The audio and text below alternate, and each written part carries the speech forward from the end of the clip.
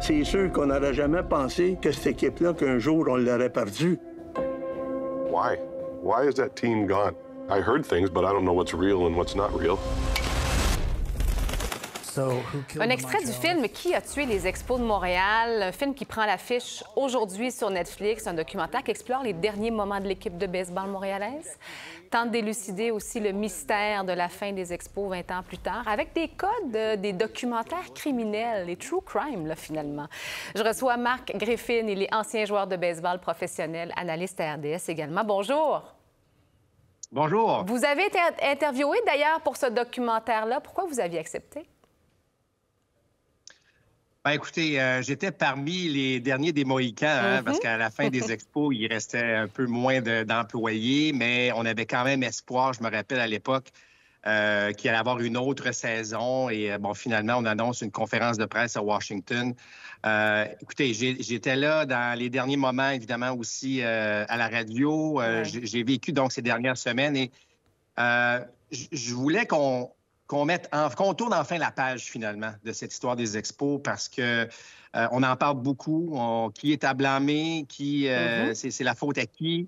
Alors que là, ben, je pense que les gens vont pouvoir tirer leurs propres conclusions à la suite de ce documentaire et dire, ben enfin, on pourra donc tourner la page et passer à autre chose, finalement. Et justement, cette proposition particulière, Marc, à la mode True Crime, là, puis même le titre, Qui a tué les Expos de Montréal, on n'est pas tant dans la nostalgie, en tout cas pas dans la démarche. Qu'est-ce que vous avez pensé de ça?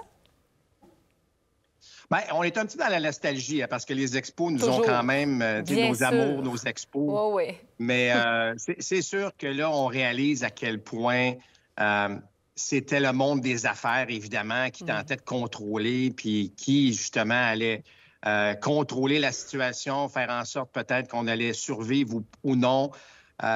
C'est un peu triste, en fait, parce qu'on réalise que si on avait été un petit peu plus créatif, il y avait peut-être eu moins d'ego.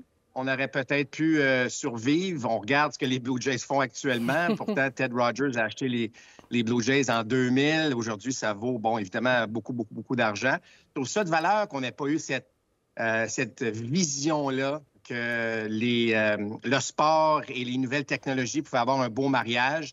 Fait que ça nous rappelle que peut-être qu'on ne regardait pas très loin devant nous lorsque les expos ont finalement quitté Montréal. Est-ce que vous cherchiez encore des réponses, Marc Griffin? Et est-ce que là, vous allez pouvoir tourner la page? Est-ce que c'est ce que je comprends?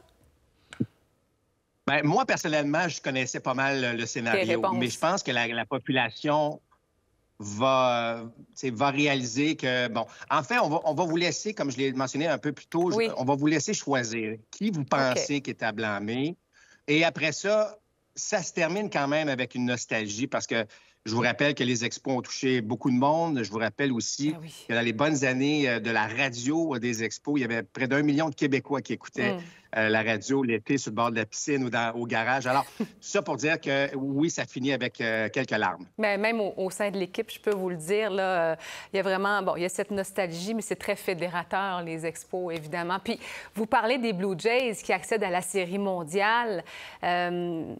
On disait tout à l'heure aussi, bien là, les Montréalais vont prendre pour l'équipe de Toronto parce qu'on n'a plus d'équipe à Montréal. Mais est-ce que vous avez quand même un petit pincement au cœur de voir ça, Marc Griffin, en terminant? Bien, écoutez, personnellement, moi, j'ai tourné la page. Je trouve ça magnifique pour le baseball au Québec et au Canada, de voir le baseball prendre... Bien oui, absolument, de prendre autant d'ampleur. Les gens qui retournent au baseball, vous savez que le baseball amateur va très bien. À la fin des expos, là, 2005-2006, il y avait 14-15 000 jeunes seulement qui jouent au baseball, alors qu'on retourne maintenant autour de 40 000 jeunes. Alors, ce que les Blue Jays font présentement, ça nous aide beaucoup en termes de la popularité du baseball. Ça va inspirer les jeunes. Donc, on regarde le documentaire, on regarde la Série mondiale, évidemment, puis on envoie nos jeunes jouer au baseball avec cette nostalgie quand même de nos amours. Merci beaucoup, Marc Griffin. Merci à vous. Au revoir.